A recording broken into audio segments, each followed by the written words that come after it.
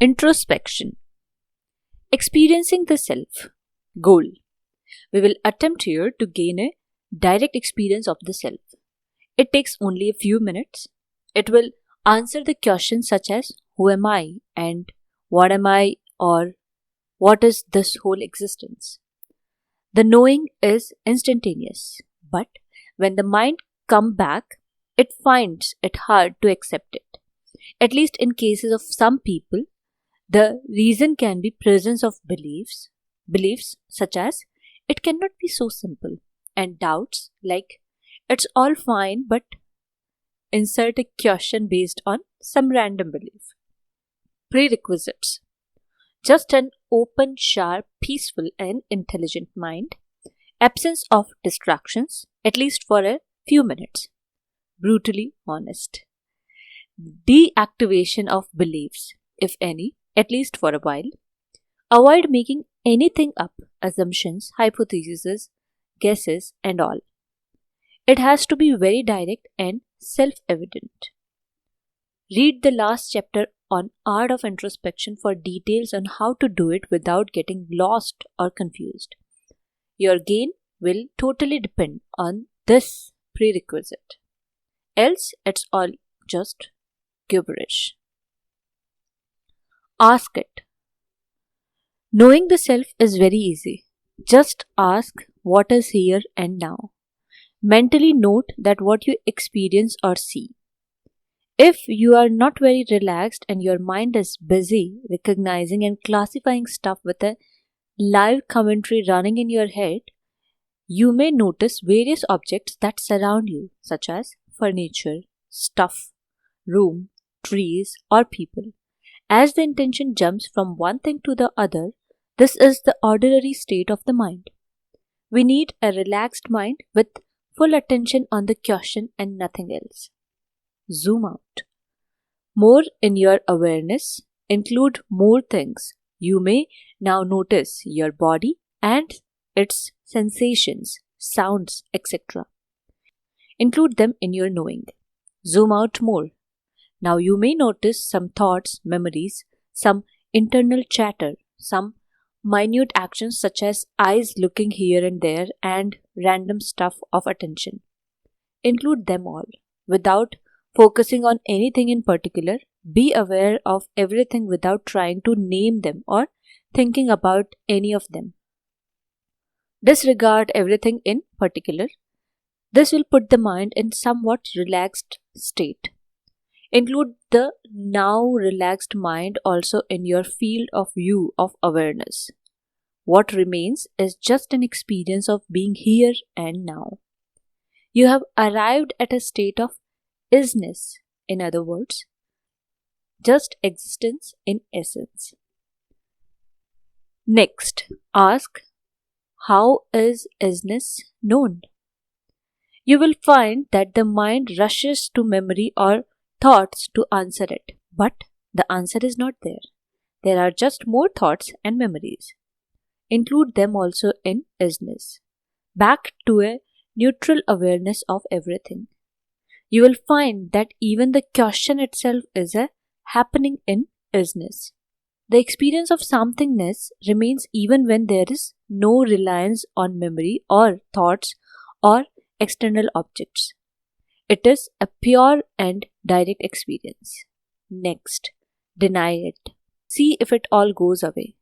You will find that even the act of denying gets included in what is here and now. The above question naturally leads to thoughts such as, I know it since I see it, or I'm aware of everything now and here, or one can say, obviously it is self-evident and clear that there is an experience. This will naturally lead to a question, what is it exactly that is experiencing it all? What is this thing I, the mind, is talking about? You may find that there is a subtle shift of attention and a knowing of experiencer happens. Shift from the object to subject. The knowing of I am here as aliveness. The identity also shifts to the experiencer and the I is now this very experiencer. You will note that nothing really changes except the perspective. The isness is as before. You will also find that there is no need to perceive via senses or think in order to experience the experiencer directly. It is a very pure experience. Analysis. Now it's time to analyze it and codify it into definite language.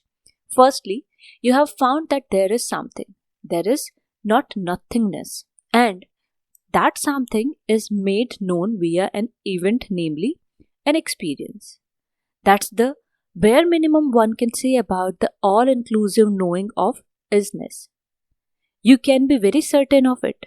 If you deny it, then who or what is denying it? There must be something even to deny and claim that there is nothingness. So, the knowledge of nothingness is an impossibility. An experience is a necessity. When we include all contents in an experience without dividing them up, we can name it as presence. Presence is self-evident and is undeniable. It's a certainty. The certainty is also an experience, a knowing. What exactly is certain of this certainty? Or, in other words, what is having an experience?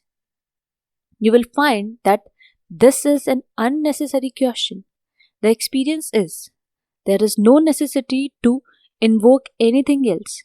If you assume any entity that is having an experience, the experience remains as it is, and when you remove that entity, it makes no difference. The isness is still there. When the presence is stripped of all contents, you will find that it is empty. It has nothing in it. But it is not nothingness because one cannot get rid of experience of it. A better word for it is emptiness. Emptiness cannot be many emptiness. Only a thing can be many things. When you asked what is having an experience, you are demanding an answer in terms of something else. You just created a second entity. This entity is our now familiar self. So, the self is having an experience or is a receiver of experiences. If you look closely, the presence never divides into two. You will find that the experiencer appears because the question demands it. Otherwise, the presence is self itself.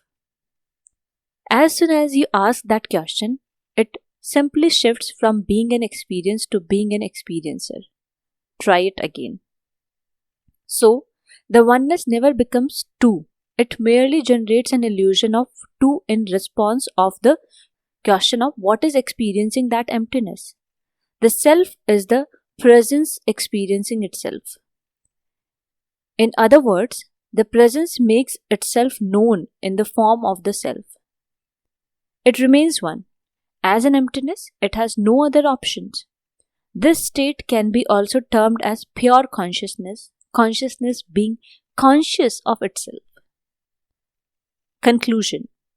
So, one can conclude only one thing exists, the presence.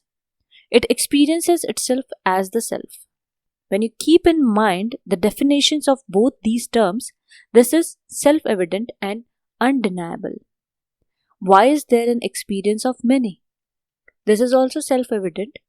There are many things, many contents, objects, mental or physical, events, changes, and whatnot. If it's one, why can we see it as many when we narrow down the attention? The answer is that the mind creates the divisions when there are none. Remove the mind from the scene and it's all oneness. The mind can be stopped as it is merely a collection of processes.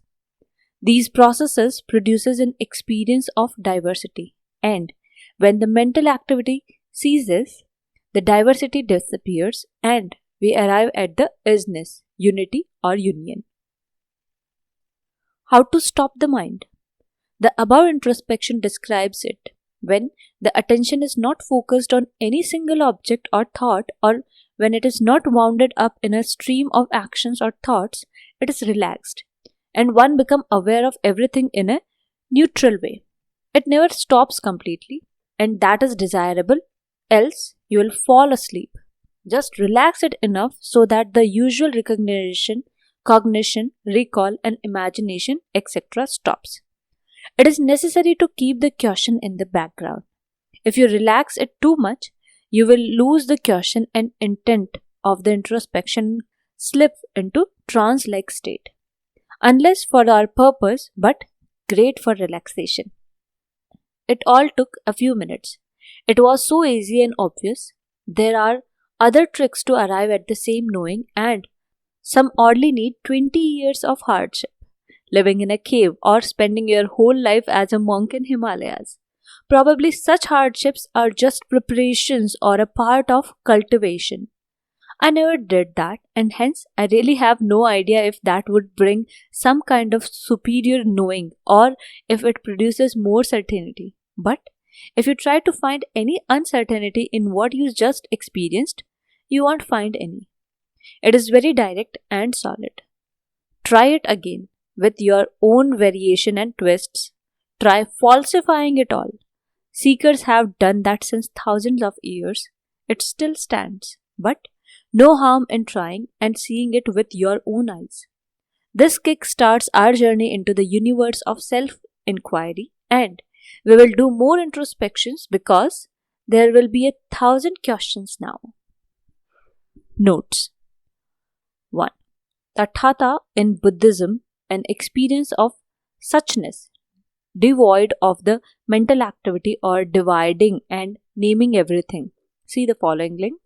Second is Shunyata in Buddhism. Sanskrit name for it is, I guess, would be Parabrahma, and the manifested one is Brahman.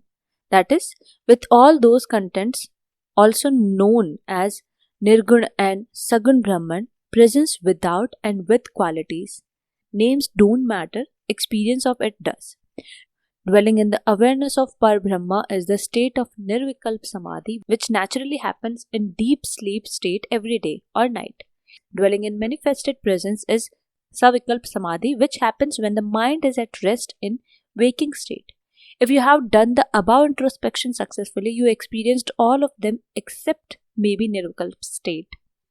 The whole circus of spiritual practices is to have these experiences and to see it all directly. It takes no time to do that. What takes time is the ability to stay there and incorporate it into one's life. Once that is done, unlimited freedom follows. Third, Sanskrit name would be Paramatman, and for the consciousness with contents, it's Atman. You have now directly experienced the old and famous formula of Atman equals to Brahman. Now it should be clear why Buddha thinks that there is no self, the teachings of Anatman. It's not really there as a necessity, but exists as just another form of presence. Our human experience or human life or incarnations as a human in a body is our only chance to know it directly, as far as I know.